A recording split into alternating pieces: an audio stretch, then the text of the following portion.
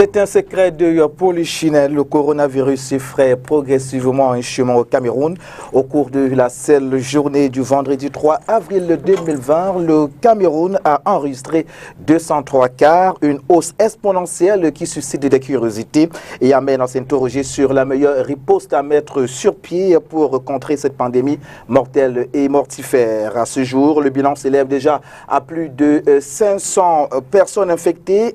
En presque un mois, 8 personnes sont mortes du virus et 17 ont été guéries. Ces chiffres qui sont du ministère de la Santé publique suscitent des curiosités au point d'installer la peur dans le subconscient des Camerounais. Il faut noter que le même ministre indique également qu'un millier de personnes ont été testées. Le coronavirus est donc une réalité au Cameroun. Aujourd'hui, le monde ne se garde point de dire de ce virus que c'est la pandémie du siècle. Comment en sortir, que fait le corps médical camerounais en termes de recherche pour trouver le vaccin, quel bilan peut-on faire des mesures barrières édictées par le gouvernement, comment les Camerounais vivent-ils avec ces mesures, autant de questions qui constitueront l'épine dorsale de cette première partie, une première partie qui nous permettra donc de mieux comprendre les tenants et les aboutissants de cette pandémie qui se fait désormais une pandémie du siècle. La règle de distanciation sociale oblige ce jour. Pour cette première partie, donc, nous aurons deux invités qui nous permettront de comprendre cette problématique ce dimanche. Il sera question d'interroger l'action du politique dans cette crise sanitaire qui a complètement bouleversé les habitudes de la communauté mondiale. Ça, ce sera en deuxième partie. Le gouvernement fait-il assez pour protéger son peuple? Le pays a-t-il l'expertise sanitaire nécessaire ou alors a-t-il une meilleure politique de riposte pour barrer la voie à cette pandémie? On en saura davantage donc en deuxième partie de cette émission. Des invités choisis sur le volet seront des nôtres. Ceci dit, madame, monsieur, bienvenue à cette autre livraison de cet hebdo sur Spectrum Télévision. C'est tous les dimanches lorsqu'il est 12h00. On vous revient juste après cette petite transition.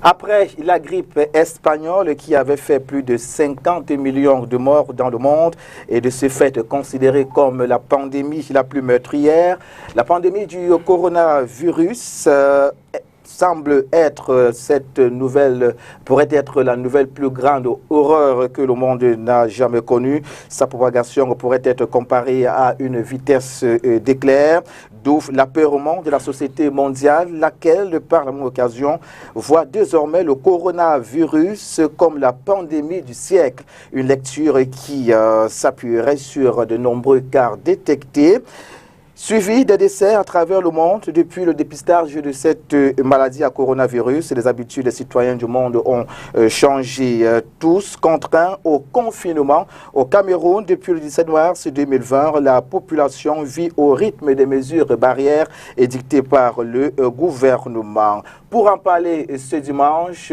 docteur Pierre-Marcel Pokam. Bonjour, docteur. Bonjour. On va rappeler que vous êtes médecin. Oui, je suis médecin avec beaucoup de casquettes, mais surtout j'interviens ici comme quelqu'un qui est passionné pour la médecine de catastrophe et la médecine des urgences.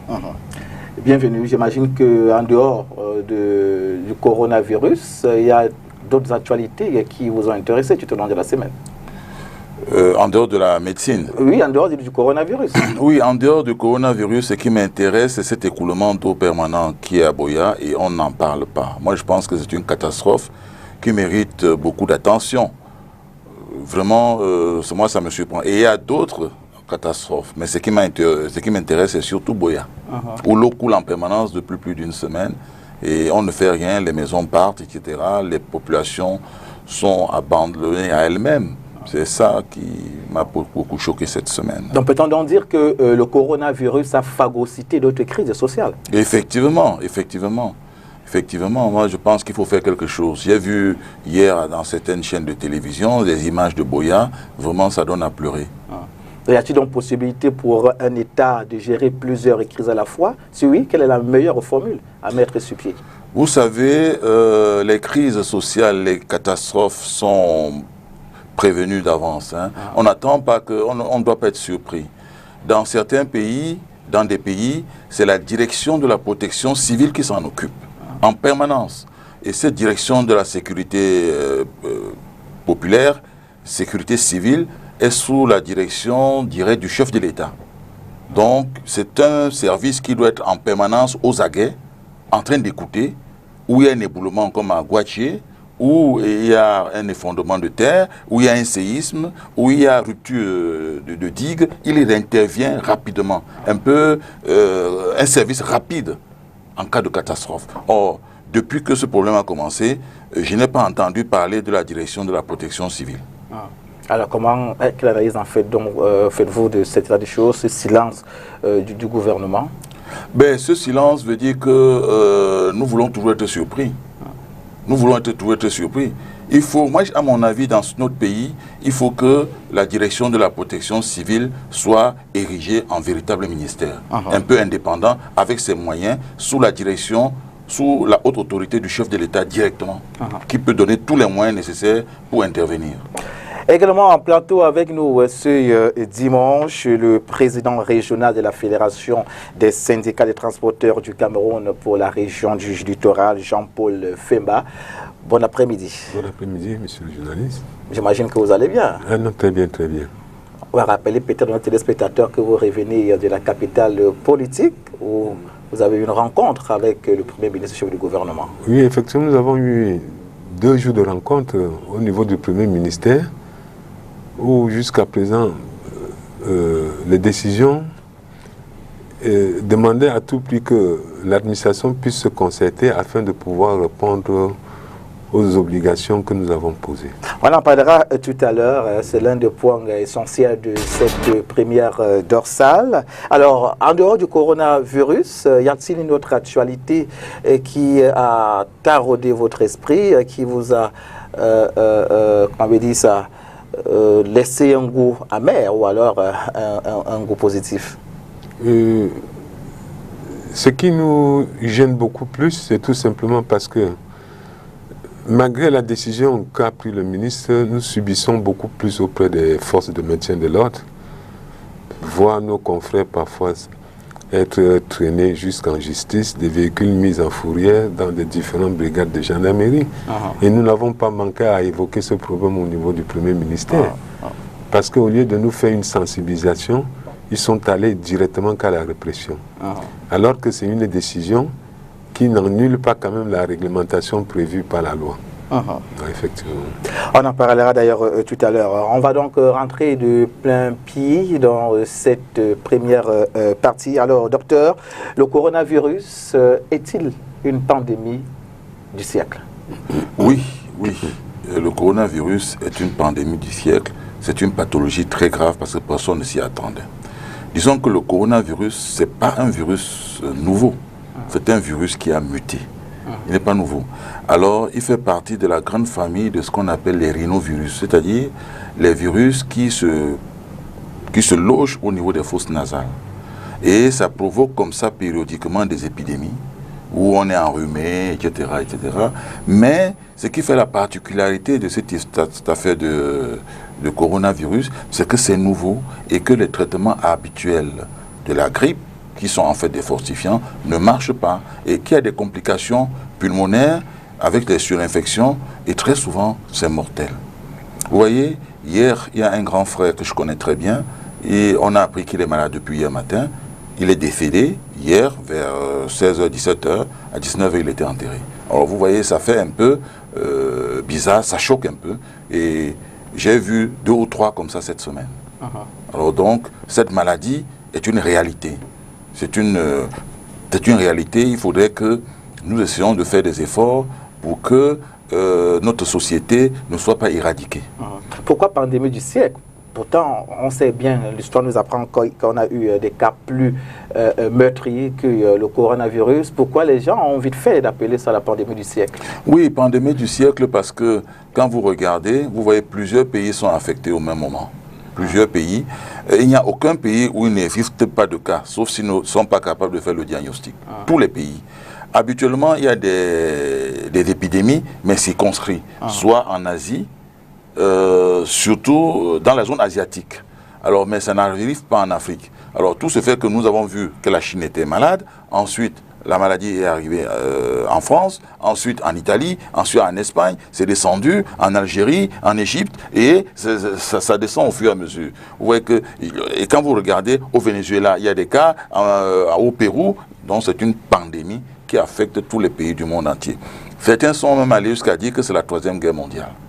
Une guerre bactériologique, une guerre virologique. Et vous croyez à cela? Dire que je crois en cela parce que j'ai fait des études de médecine de catastrophe. Et dans les études de médecine de catastrophe, parmi les germes bactériologiques, virologiques, c'est cité coronavirus. Donc ça fait partie. Comme le choléra, comme le charbon, comme il y a des maladies comme ça. Donc c'est grave parce que ça affecte plusieurs personnes au même moment et les mécanismes hospitaliers sont dépassés. C'est pour ça que cette maladie crée beaucoup de problèmes. Alors, docteur Pokam, jusqu'à vendredi soir, le Cameroun était à plus de 500 cas de personnes infectées par le coronavirus. Qu'est-ce qui, selon vous, peut expliquer cette hausse exponentielle? Cette hausse exponentielle est due au fait que les gens n'y croient pas, cette maladie. Les gens ne croient pas. Vous savez, il faut connaître le mécanisme. Comment ce virus se répand? C'est un virus qui habituellement vit autour de 33-34 degrés, qui se loge au niveau des fosses nasales. Alors vous comprenez donc qu'au début, il y a une espèce de sécrétion. Lorsque les gens éternuent, il y a la sécrétion qui part. Vous avez des gouttelettes que vous pouvez voir sur votre main, mais vous avez des micro-gouttelettes qui restent suspendues dans l'atmosphère. Ces micro-gouttelettes infectées peuvent se poser sur vos habits et peuvent se poser n'importe où.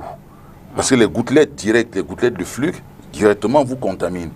Alors, les gens ne comprennent toujours pas qu'il faut mettre un masque pour se protéger soi-même contre celui qui est en face et pour protéger notre ami qui est en face, parce qu'en toussant, il ne doit pas avoir ce problème-là. Donc, un masque comme celui-ci, c'est une barrière. Et en plus, il y a les mains. Les mains, c'est que si quelqu'un a le coronavirus et qui vous salue, vous ne nettoyez pas les mains, vous frottez votre figure, les yeux, il y a les muqueuses conjonctivales qui sont plus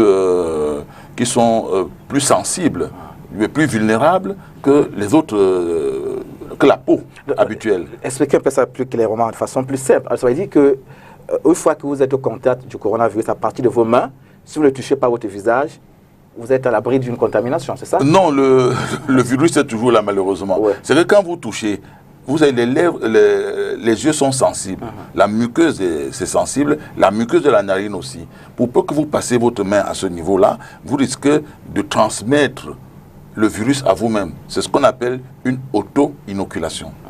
Donc, c'est pour ça que la barrière, c'est de se laver les mains de plus en plus et de se protéger le nez. Mais disons quand même que si, comme je vous ai dit tout à l'heure, la personne tousse et que les sécrétions sont posées à un endroit précis, fait passer la main est infectée. C'est pour ça qu'on dit qu'il faut toujours nettoyer les mains. Alors, à la suite de cette hausse exponentielle des personnes infectées, le gouvernement a prorogé pour 2 semaines supplémentaires les mesures de restriction contre la propagation du coronavirus. Alors, Jean-Paul, quelle lecture faites-vous, surtout quand on sait que les premiers 15 jours de restriction semblaient ne pas être favorables pour vous du secteur du transport? Tout à l'heure, comme venait de dire le docteur, que c'est parce que les Camerounais ne prennent pas en considération. Nous considérons bel et bien que cette maladie a des effets très négatifs. Mais la suivi, l'administration devait quand même respecter les normes pour pouvoir quand même répartir, puisque si vous prenez l'exemple comme du côté du sud-ouest, les transporteurs de ce côté on les a appropriés des matériels pour pouvoir pulvériser les véhicules, les cache-nez, Mais du côté francophone, nous n'avons pas encore trouvé jusqu'à présent.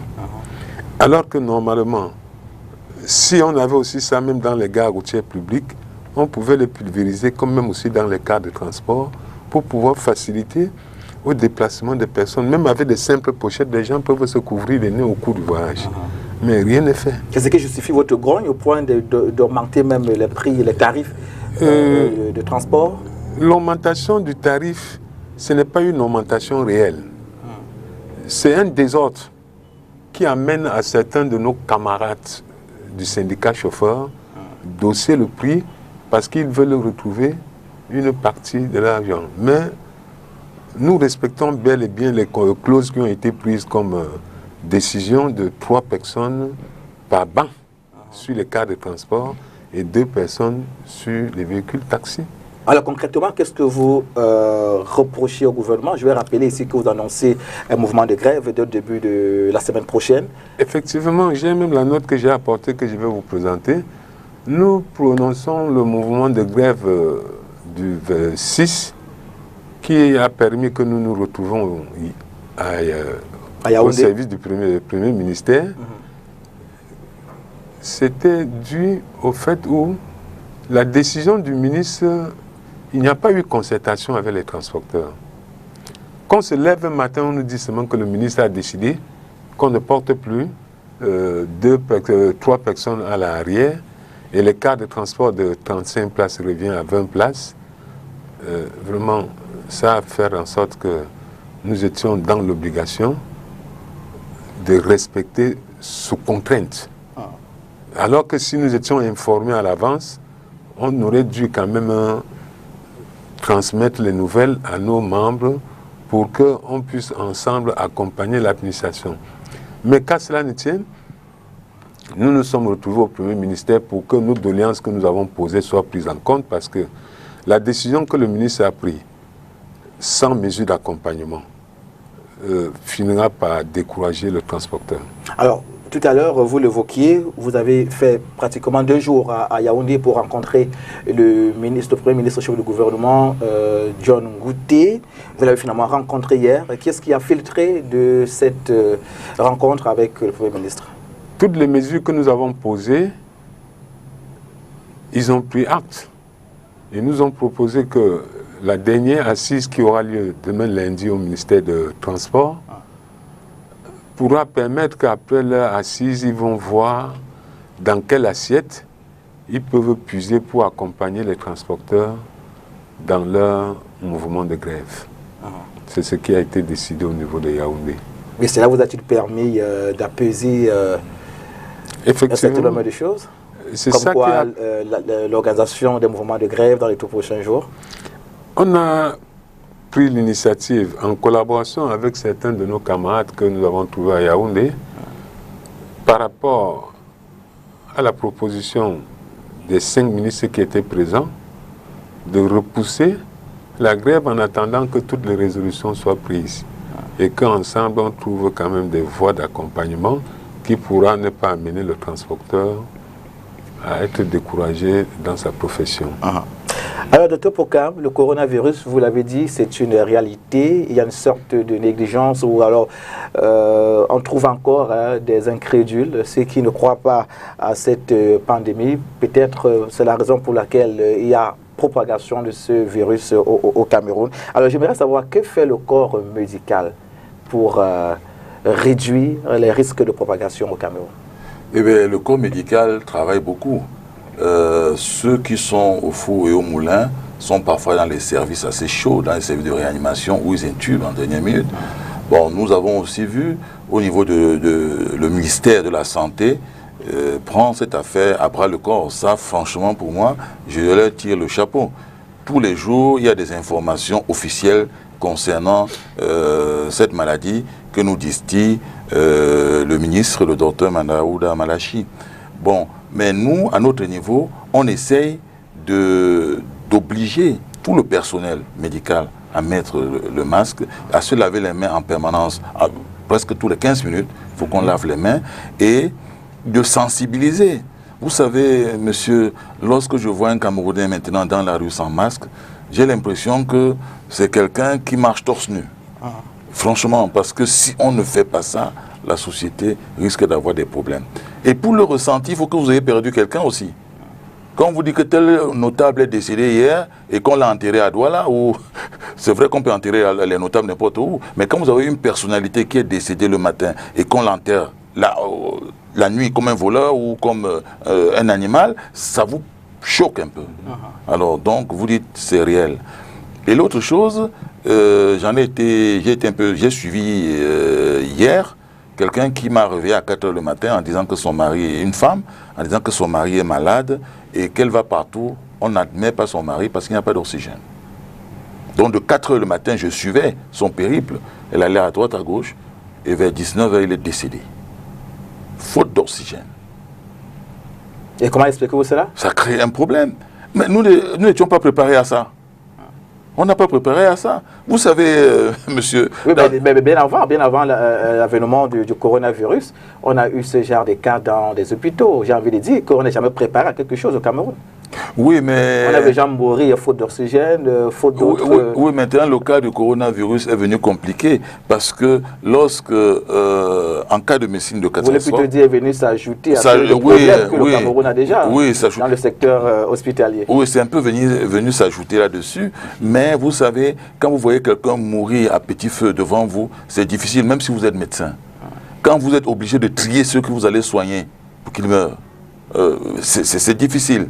Que vous ayez devant vous, comme je disais l'autre jour, un papy qui a 100 ans et qui a un peu d'Alzheimer, qui est grabataire, bref, qui souhaite mourir même, à la limite, s'il a le coronavirus, et à côté, vous avez un jeune de 19 ans qui a le coronavirus, vous avez un respirateur, qu'est-ce que vous faites? Vous allez naturellement sauver le jeune. C'est facile à dire. Mais quand vous allez prendre la décision, quelque part, vous avez des problèmes de conscience. Pourquoi vous avez laissé quelqu'un mourir, même s'il a 100 ans?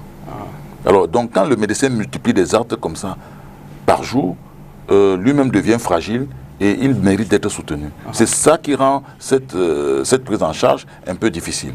Alors, docteur Fokam, autant vous parlez, ou alors...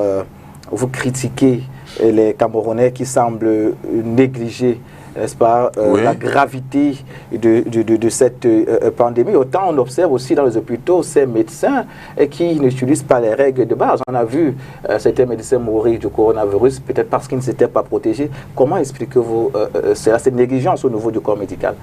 Bon, si c'est le même médecin dont nous parlons, je disais que franchement, c'était un petit moment d'inattention qui peut être fatal. Donc moi je pense que... moment d'inattention avec les campagnes de sensibilisation qui se font oui, mais puisqu'il en a... Bon, je ne sais pas, je me suis un peu renseigné, c'est un médecin qui était très méticuleux. Vous savez, nous maintenant, lorsque nous entrons à la maison, il faut laisser les chaussures dehors. Une fois qu'on est entré, il faut se déshabiller vite, mettre les habits qu'on avait. À la limite, laisser directement dans le lieu destiné pour. Sinon, on risque de contaminer tout le reste. Moi, je pense que lorsqu'on est responsable d'une structure médicale et qu'on est patron, il faut imposer un certain nombre de règles à tout le monde. Il faut imposer, parce que les médecins travaillent dans des hôpitaux. Alors, il faut une certaine discipline pour réussir. Il faut imposer. Tout médecin qui travaille dans une structure doit mettre le masque parce qu'il ne sait pas qui est en face. Alors quand la structure commence à atteindre les médecins, c'est vraiment grave. Sans comprendre, sans citer les infirmières et les aides-soignantes qui, au jour le jour, sont au contact direct avec le malade. Alors, j'imagine que vous voulez réagir à la suite des propos du docteur Fokam. Parce que, comme le docteur dit que la population se néglige. La population ne néglige pas, mon docteur. Il y a un problème de citoyen lambda qui ne peut même pas disposer des moyens pour s'en acheter le cache-nez. Parce que tout à l'heure, vous venez de nous dire que ceux qui marchent sans cache-nez n'est pas différent d'un homme nu. Qui marche torse nu, Qui marche torse nu. Oui. Tous les Camerounais ont envie de se cache-nez, mais c'est les moyens. Quand on parle de 300 francs ou 500 francs le cache-nez, qui ne peut que faire 3 heures du temps. Voire 1000 francs, il faut le dire, il y a des gens qui ont fait des témoignages. Et en combien de temps, combien de cache-nez peut-on payer en une journée, alors qu'il n'est même pas capable de manger 1000 francs par jour? Le devoir régalien de l'État de veiller sur la population Si ces cache-nez étaient disponibles, je vous assure, ce que vous ne verrez aucun Camerounais là dehors marcher sans cache-nez. Mais c'est les moyens, les coûts de vie. Les citoyens lambda n'en ont pas pour s'en acheter. Alors, avant que le docteur ne réponde à cette question, vous, personnellement, comment vous faites pour ne pas être exposé à ce virus? Vous ne manquez pas quand même 500 francs ou 1000 francs pour vous acheter un cache-nez? Non. Nous autres, on nous a déjà expliqué des moyens un peu très adéquats sur les réseaux sociaux. Parfois, on utilise le menthol, parfois, on utilise... Vous, personnellement, quelle est la méthode que vous utilisez avec vos enfants, votre famille? À la maison, nous sommes habitués avec du menthol. Oui, on essaye de s'essuyer les mains, on essuie l'intérieur des narines. C'est médicalement recommandé, ça? C'est sur le WhatsApp que nous avons tout vu. Alors, et c'est le moyen de mort. Commençons par ces méthodes traditionnelles. Est-ce que c'est médicalement correct? Ben, au point de vue pharmacopée médicale moderne, je ne vois pas un produit qu'on peut mettre dans la narine et qui protégerait, qui sera à la fois bactéricide et virucide, c'est-à-dire qui tue en même temps les bactéries et en même temps les virus. Mais j'ai vu aussi, comme lui, dans les réseaux sociaux, ce produit d'origine cubaine, c'est ça? D'origine cubaine.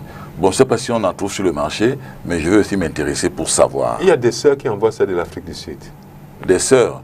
Oui, mais curieusement, sœurs de famille ou bien sœurs religieuses? Sœurs de famille, de famille. Oui, mais pourquoi alors, s'ils ont ça là-bas, pourquoi l'Afrique du Sud était le premier pays africain atteint en ce moment? Donc, je pense que c'est des solutions de bonnes femmes. Hein, c'est des remèdes de bonnes femmes, ce qu'on se transmet un peu de bouche à oreille. Il serait plutôt intéressant de mettre simplement un masque, de se laver les mains régulièrement et de boire un peu chaud, un peu tiède. Des boissons chaudes? Oui, un peu des boissons chaudes, tièdes, tièdes, pas chaud, on peut se brûler la gorge. Tiède et acidulé, avec un peu de citron. Je pense que si on prend de temps en temps, ça empêchera ce coronavirus d'évoluer. Parce qu'il se fixe d'abord dans la gorge. Il se fixe dans la gorge pendant 4 jours, avant de descendre. Or, vous savez, au niveau du cou, excusez-moi d'utiliser un mot simple, il y a 2 trous. Au niveau du cou. Il y a celui qui va dans les poumons et celui qui va dans l'estomac.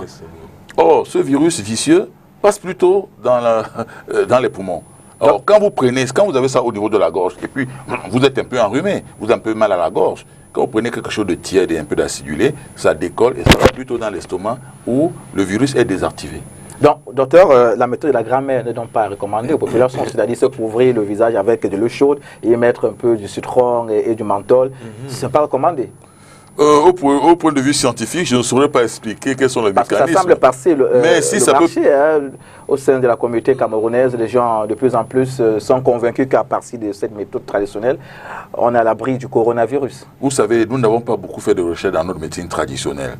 Moi, je vois même dans certains endroits, on prend des feuilles, on les fait bouillir, la personne s'assoit tout autour, on le couvre de laine, etc. Bon, on respire, vraiment, c'est des méthodes acceptables. Mais nous ne connaissons pas exactement ce qu'il y a là-dedans. Et comment ne donc pas créer une sorte de partenariat avec ça, tu opposer médecine moderne et médecine traditionnelle? Peut-être qu'une fois, lorsque vous aurez travaillé ensemble, des solutions pourraient en découler. Moi, à titre personnel... vous croyez quand même, vous, à la médecine traditionnelle? Tout ce qui contribue au bien-être de l'homme, j'essaie de m'intéresser à ça. Dans la médecine traditionnelle, ça marche. J'y crois puisque les gens vivaient comme ça avant. Et que nos substances, les substances naturelles, les substances qu'on utilise pour nous soigner, sont parties des plantes africaines, des plantes d'ici. Donc, franchement, je ne rejette pas tout en matière de notre médecine traditionnelle, puisque ça fait ses preuves. Oh, il arrive même souvent que je prescrive. Je donne des médicaments à un patient et je lui conseille ce qu'il doit prendre. Ce matin, j'ai dit à quelqu'un de prendre un médicament et je lui ai dit, par exemple, prends de temps en temps quelque chose de tiède, avec du citron, avec un peu de gingembre, un peu de... Et puis, cette maladie nous décime parce que notre façon de nous alimenter a beaucoup changé avec le temps. Les Africains ont perdu beaucoup d'immunité avec le temps, avec le modernisme. Hein? Mais ces mamans-là, ces grands-mères-là qui assaisonnaient bien les aliments, nous faisaient manger des choses qui constituaient, qui nous fortifiaient. Mais maintenant, on est limité aux conserves, on est limité aux choses qui ne nous apportent particulièrement rien. Mais tout ce qui contribue au bien-être de l'homme, à sa fortification, il ne faut pas l'oublier.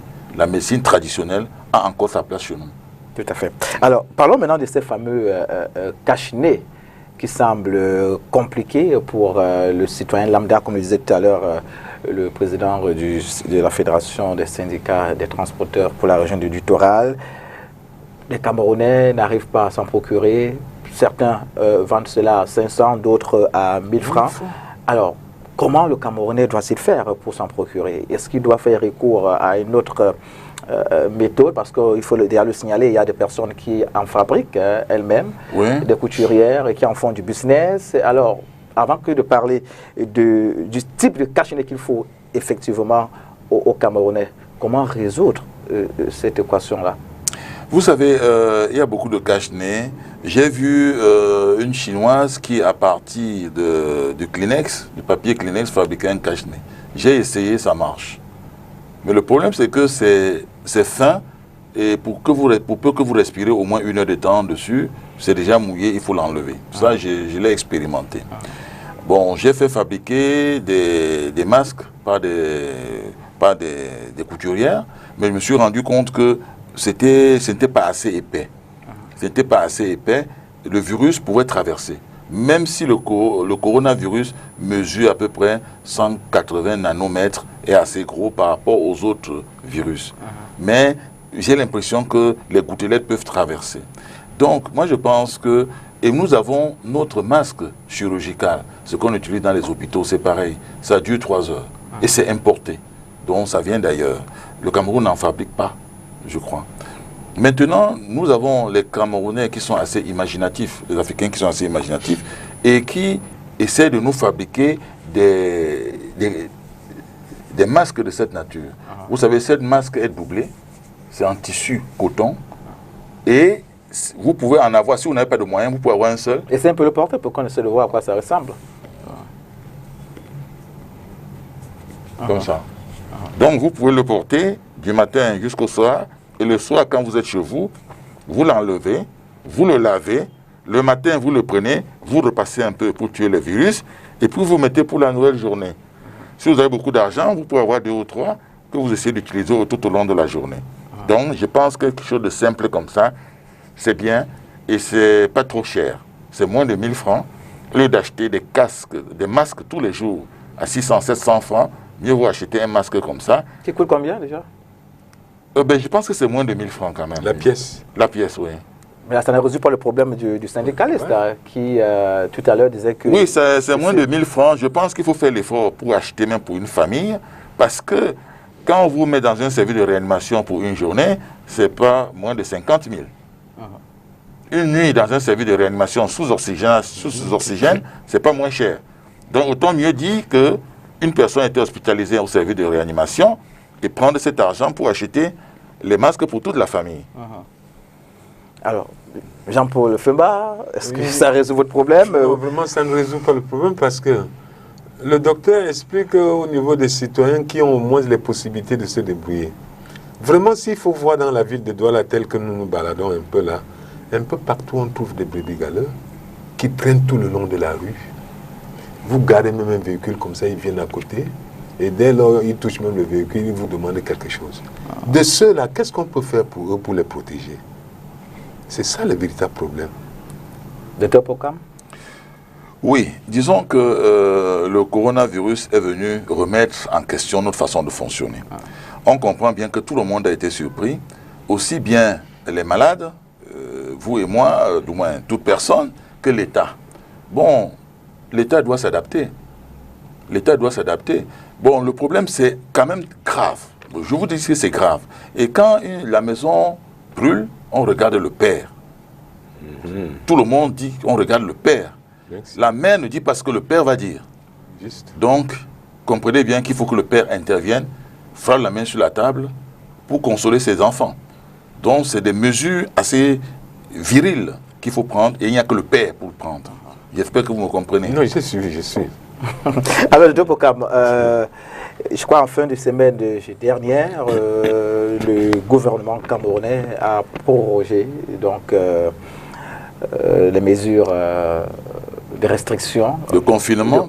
Voilà, pour lutter efficacement contre le coronavirus. Alors, pensez-vous que le confinement soit la solution idéale pour barrer la voie au coronavirus? C'est vrai que c'est la solution idéale pour barrer la voie au coronavirus. Mais alors, comme dirait mon ami Jean-Paul Femba, panéliste, est-ce que on prend des mesures pour aider les gens dans leur confinement? Tout à l'heure, monsieur, quand je venais vous voir, j'ai vu des jeunes tout autour là, qui jouent au football. Merci. Ils ne vont pas à l'école, ils ne sont pas confinés, mais ils vont jouer au football. Et Si parmi eux, il y a un tousseur, qu'est-ce qui se passe? Or, vous savez bien que lorsqu'on fait du sport à un niveau élevé, parfois, vous avez même des sécrétions qui sortent de la narine. Rien que à cause du sport, vous transpirez. Et alors, ils sont en plein air, ils jouent au football. Alors, est-ce qu'on les aide? C'est pour ça que j'ai osé proposer dans certains milieux que les entreprises citoyennes comme NTM, Orange, Yumi puissent libéraliser Internet pendant cette période-là. Ça permet à l'enfant de rester à la maison. Vous avez, par exemple, ceux qui ont des enfants au collège et tout ça, vous avez des collèges qui sont en train de passer des cours par Internet. Mais ce n'est pas tous les enfants qui ont Internet, comme dit, ça crée une inégalité. Donc, une des premières décisions importantes pour moi, pour l'État, c'est de laisser, d'aider les gens à rester chez eux. On les aide à rester chez eux, au moins en leur permettant d'avoir accès aux films de leur choix, d'avoir accès aux revues de leur choix. Donc, il faut libéraliser Internet, gratuit. Internet gratuit pour tout le monde. Bon, quant aux compensations financières, je ne saurais quoi vous dire, c'est eux qui savent. Mais d'abord ça, il faut garder les enfants à la maison. À travers Internet, maintenant, un enfant peut jouer. Un enfant voit ce qui se passe ailleurs. Même si vous êtes à la maison, vous êtes fatigué, vous regardez. Vous répondez, on peut envoyer les messages. L'État en profite pour envoyer les messages. On donne des informations. Donc, je crois que c'est ça. Et en plus, comme dirait monsieur, lorsqu'on reste à la maison confiné, on ne travaille plus. Or, vous avez ici au Cameroun des gens, pour nos compatriotes, vous avez des gens qui vivent au jour le jour. Alors, que feront ceux-là? Ceux qui vivent au jour le jour. Il va rester 3 jours, il mangera quoi? Puisque c'est chaque matin, il sort les poches vides, et le soir, il vient avec un petit quelque chose. Que fera-t-il? C'est ça qui crée un problème. Mais je pense que dans notre pays, il y a quand même des gens très intelligents qui vont essayer de trouver des solutions à cet état, de fait. Moi, je crois que... Mais, comme quand la maison brûle, il faut que le père parle. Alors, Jean-Paul Femba, c'est clair, le Cameroun est désormais soumis au confinement. Parlez-nous un peu de votre quotidien depuis cette décision. On a dit tout à l'heure, on en est donc à 15 jours de plus de confinement. Parlez-nous un peu faites un peu le film de votre confinement depuis que cette décision a été prise par les pouvoirs publics. À ce niveau, vraiment, l'État doit apporter beaucoup de moyens pour pouvoir soutenir la population. Parce que ce n'est pas facile. Vous faites comment au sein de votre famille? Comment est-ce que vous faites? Au sein de la famille, je suis toujours dans l'obligation de sortir avec mon épouse pour rentrer afin de nourrir les enfants. Sans masque? Sans masque. Vous mettez votre vie en danger sous prétexte que vous cherchez la pitance journalière? Souvent, le citoyen lambda dit que la foi guérit. Parce qu'on n'est pas au même moyen comme tout le reste.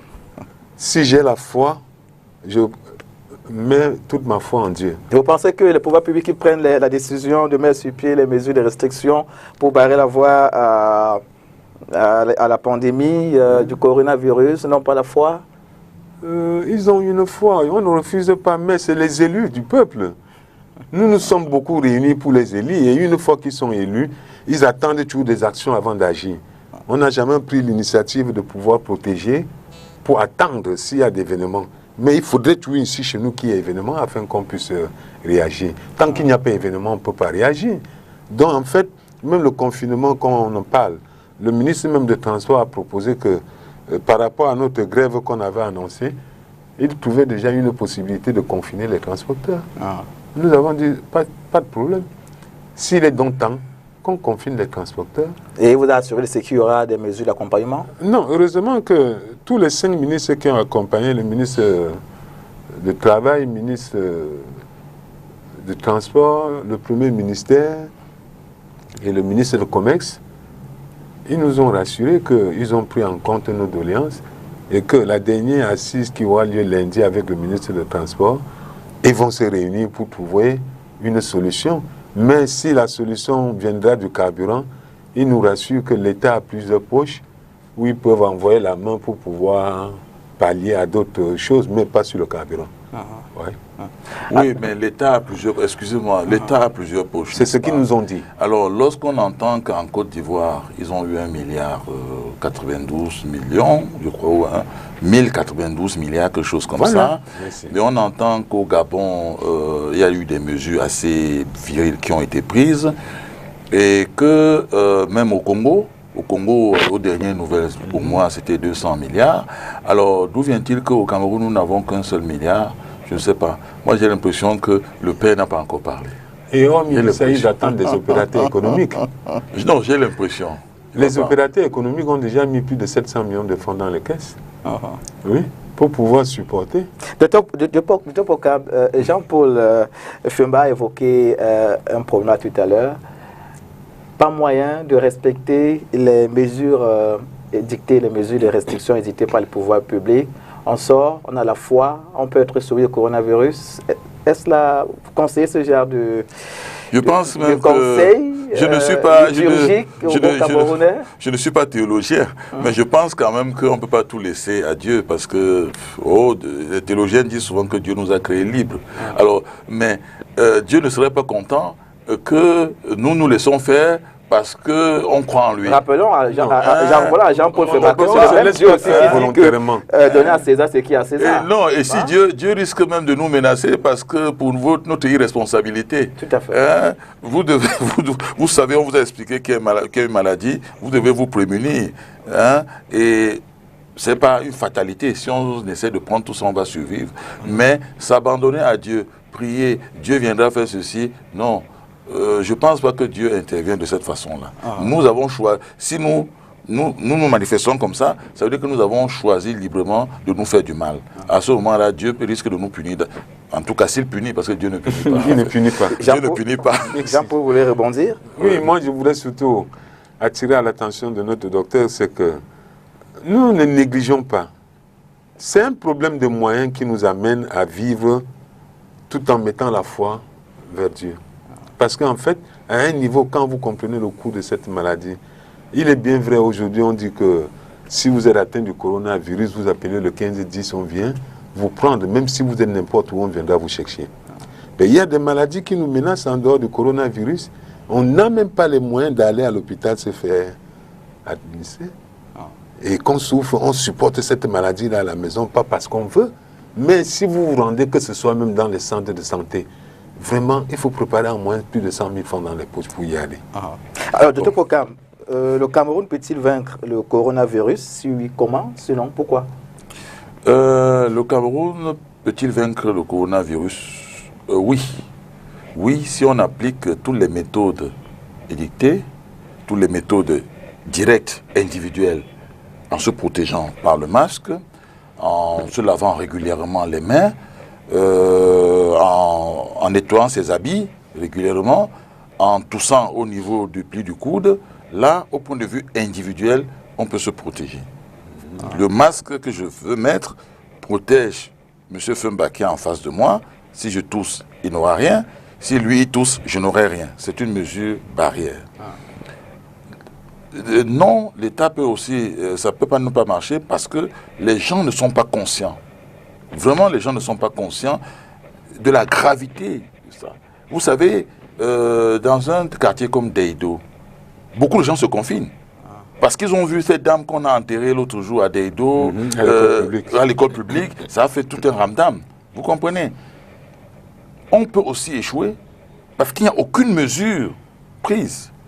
Vous voyez, quand vous êtes confiné, vous êtes responsable d'une PME, vous avez une petite société, on demande de confiner, vous mettez tout le monde à la maison. Allez-vous les payer ou pas? Allez-vous les payer à quel taux?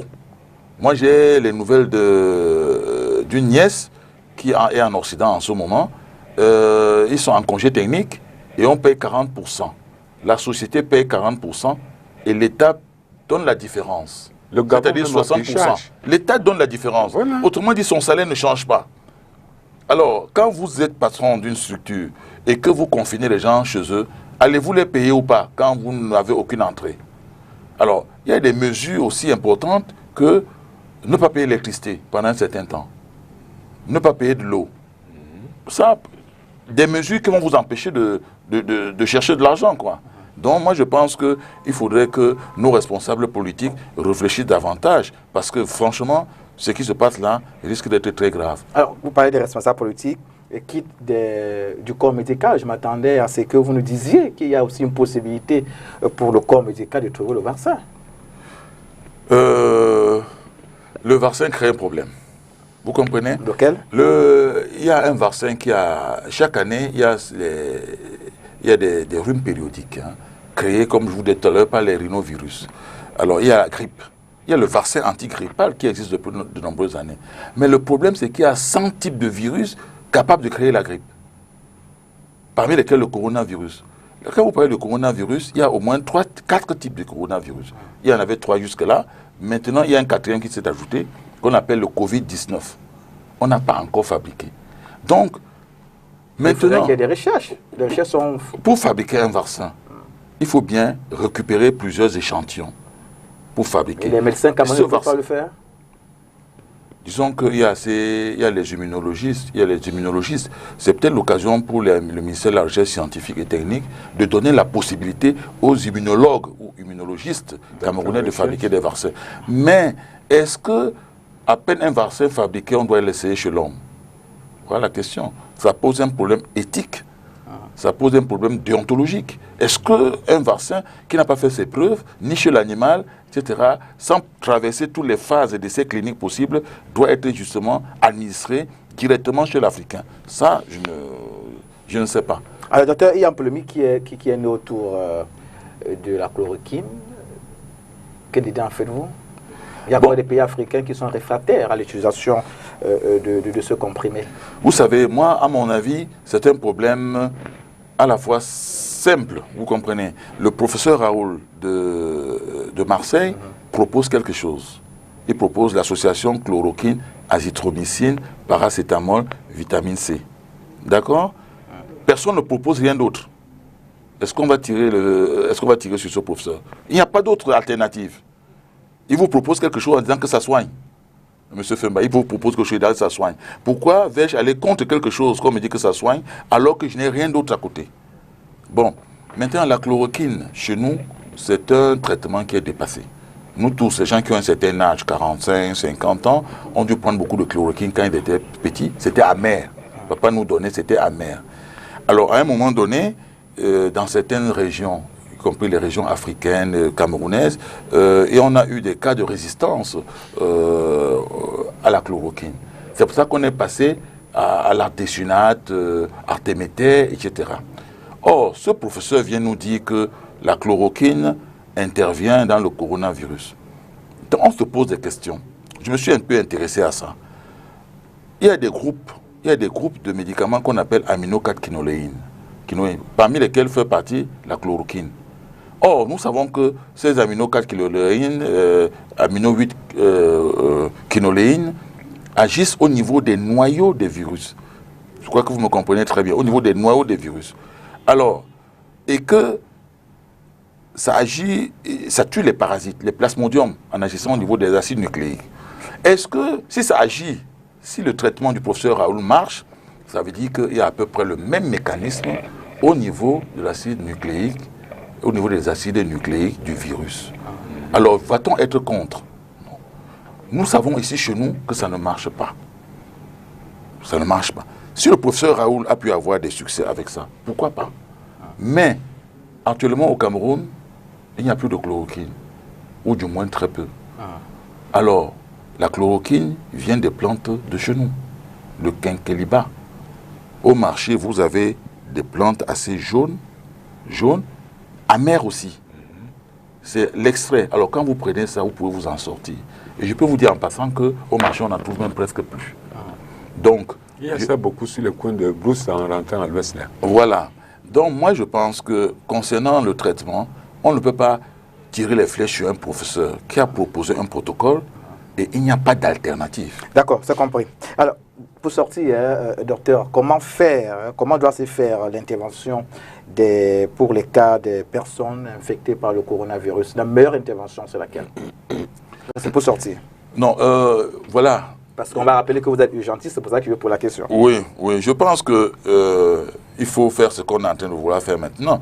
À mon avis, le coronavirus n'est pas une maladie honteuse. C'est pas une maladie sexuellement transmissible. Alors, on peut accepter de se soumettre au test. Vous vous soumettez au test, on vous trie. Il y en a qui sont séropositifs au coronavirus. Parce que séropositif, ce n'est pas seulement le sida. On peut être séropositif à l'herpès, etc. On les classe. Hein? Ce serait bien qu'on vous dise que, mais monsieur le journaliste, vous êtes séronégatif au coronavirus. Vous rentrez chez vous, vous ne sortez plus. Hein? Mais quand il y a quelqu'un qui est séropositif au coronavirus, on voit son état clinique. Il ne manifeste rien. Ok, on les classe d'un côté. Les autres manifestent un petit symptôme. On les classe de l'autre côté. Il y en a qui font la maladie, on les hospitalise. Moi, je pense qu'en faisant comme ça, en ayant des grands camps où on hospitalise, les volontaires, hein, et on met des problèmes pour les maintenir là. Alimentation, hygiène corporelle, suivi par les médecins, on les met là. Chacun sait, ceux qui sont dans ces camps savent qu'ils vont faire 14 jours et rentrer. Ce sont des méthodes un peu difficiles, des méthodes un peu draconiennes, mais c'est comme ça qu'on doit procéder. Alors, vraiment, moi, je voudrais apporter mon idée, c'est que le docteur venait de dire. oui, sans toutefois être expert. Hein. Effectivement. Allons-y rapidement, parce qu'on va, parce on va que comme hier même à Yaoundé, tous ces ministres se déplaçaient pour aller au camp militaire. Là, on est en train d'organiser un site pour pouvoir recaser les malades de Corona.